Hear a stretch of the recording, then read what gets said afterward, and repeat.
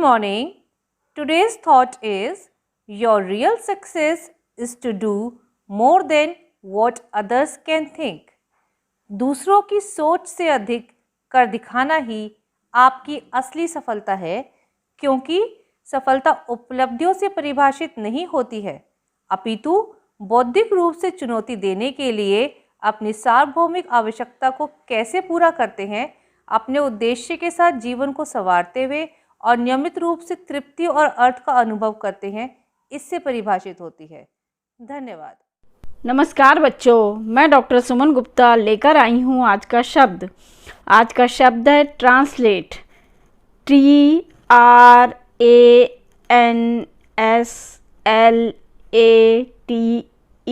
Translate.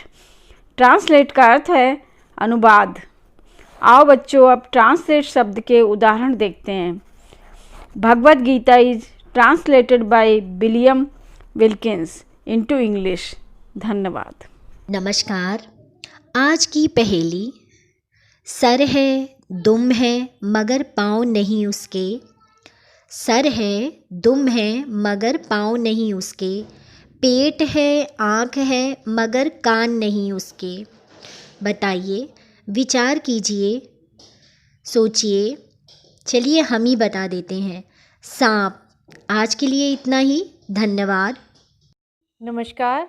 अब बारी है 6 नवंबर के इतिहास को जानने की। 6 नवंबर 1913 के दिन महात्मा गांधी ने दक्षिण अफ्रीका में रंगभेद की नीतियों के खिलाफ द ग्रेट मार्च का नेतृत्व किया था। इस मार्च में 2000 भारतीय खदान कर्मियों ने न्यू कासल से नेहाल तक की पदयात्रा की थी। 6 नवंबर के ही दिन सन 1943 में दूसरे विश्व युद्ध के दौरान जापानी प्रधानमंत्री हिदेकी तोजो ने नेताजी सुभाष चंद्र बोस को अंडमान और निकोबार द्वीप समूह सौंपे थे। आज के लिए बस इतना ही, फिर मिलेंगे। धन्यवाद। सुप्रभात। आज का विशेष राष्ट्रीय आयुर्वेद दिवस। केंद्र सरकार ने सन 2016 से प्रतिवर्ष धन्वंतरी जयंती के दिन राष्ट्रीय आयुर्वेदिक दिवस मनाने का निर्णय लिया था। धन्वंतरी जयंती धनतेरस के दिन मनाई जाती है। भगवान धन्वंतरी आयुर्वेद के जनक थे।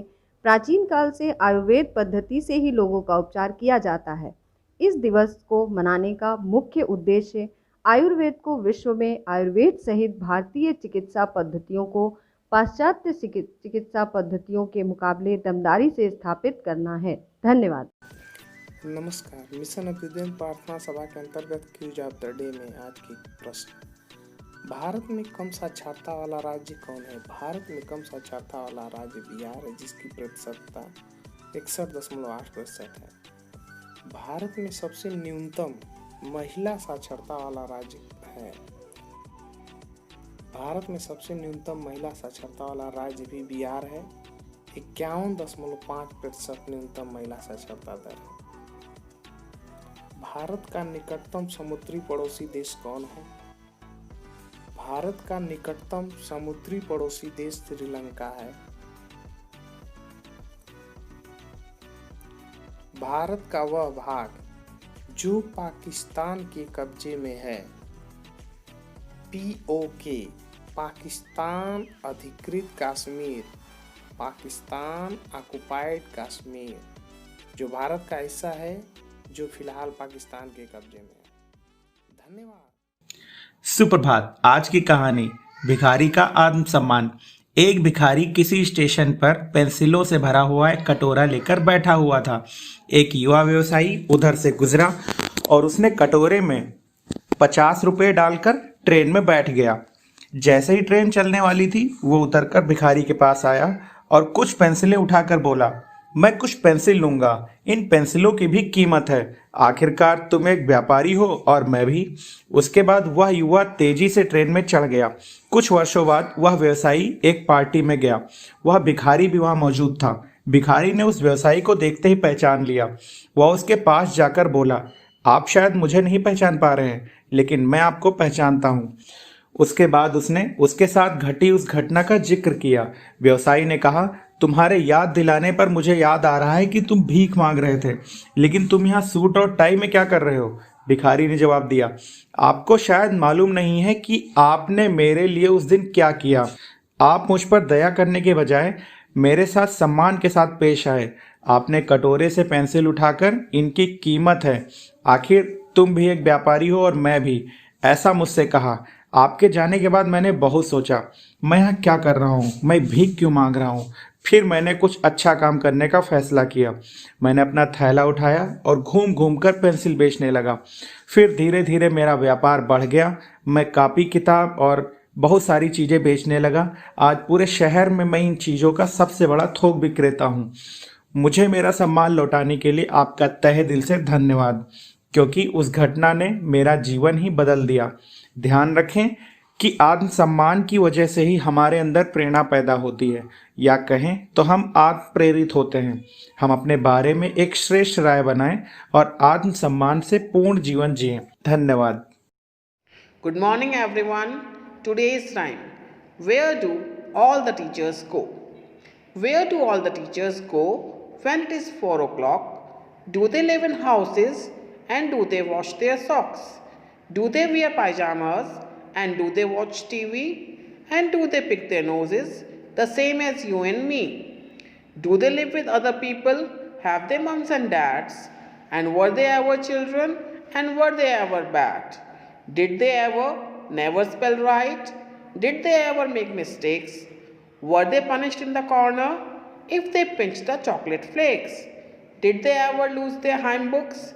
Did they ever leave their greens? Did they scribble on the desktops?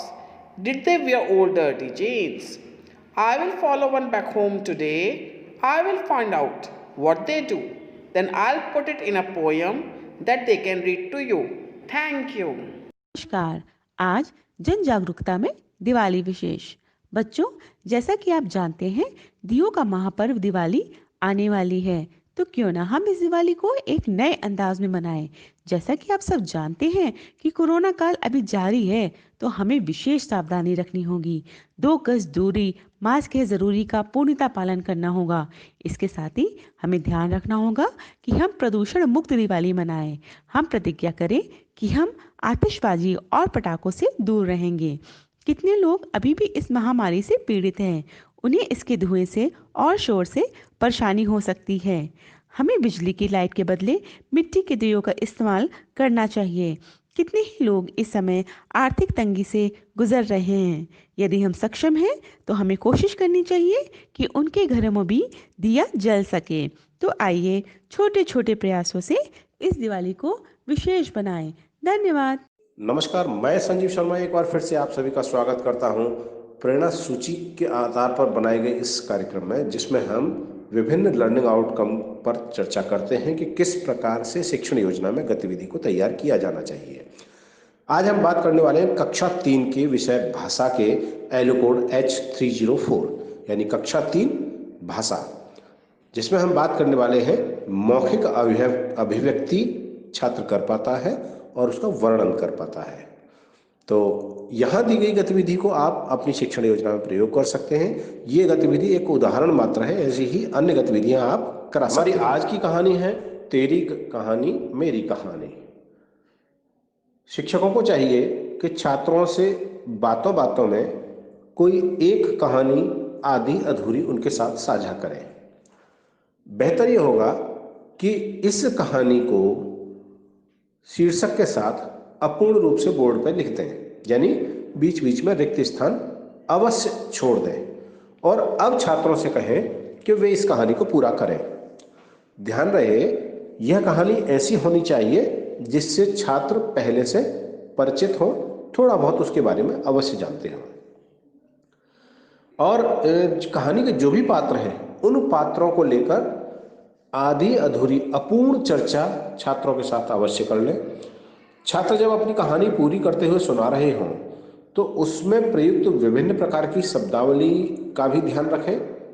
यदि अब बेहतर होगा कि उन शब्दों को बोर्ड पर लिख भी लें और एक के बाद जब दूसरा छात्र उस कहानी को सुनाए तो उससे पहले जो पहले छात्र ने कहानी सुनाई है उस पर चर्चा आवश्यक रूप से कर लें। और हाँ, छात्र से ये पूछना न भूलें कि उसने ये कहानी क्या सोचकर बनाई, ऐसे ही क्यों बनाई। जिससे कि उसे मौखिक अभिव्यक्ति के ज़्यादा अवसर मिलेंगे। तो इस प्रकार से हम इस लर्निंग आउटकम को लेकर अपनी गतिविधि तैयार कर सकते हैं। ये गतिविधि आप अपनी शिक्षण योजना में लिख सकते हैं। सभी शिक्षकों से अनुरोध है कि गतिविधि को रोचकतापूर्ण तरीके से कराएं और गतिविधि से पूर्व समुचित निर्देश अवश्य दें। जब छात्र अपनी बात कह रहे हों तो उनके हाव भाव का अवश्य ध्यान रखें और उनको पहचानते हुए ही उनकी मदद करें। छात्रों को लगना चाहिए कि आप उनको गंभीरता के साथ सुन रहे हैं। गतिविधि को रोचक बनाने के लिए आपकी सक्रिय भागीदारी बहुत ज़्यादा जरूरी है, पर ध्यान रहे छात्र आपसे अधिक सक्रिय होने चाहिए। तो कराते रहें गतिविधि और हासिल करें प्रेरणा लक्ष्यों को। हम बनाएंगे प्रेरक प्रदेश उत्तर प्रदेश। जय हिंद, जय शिक्षा।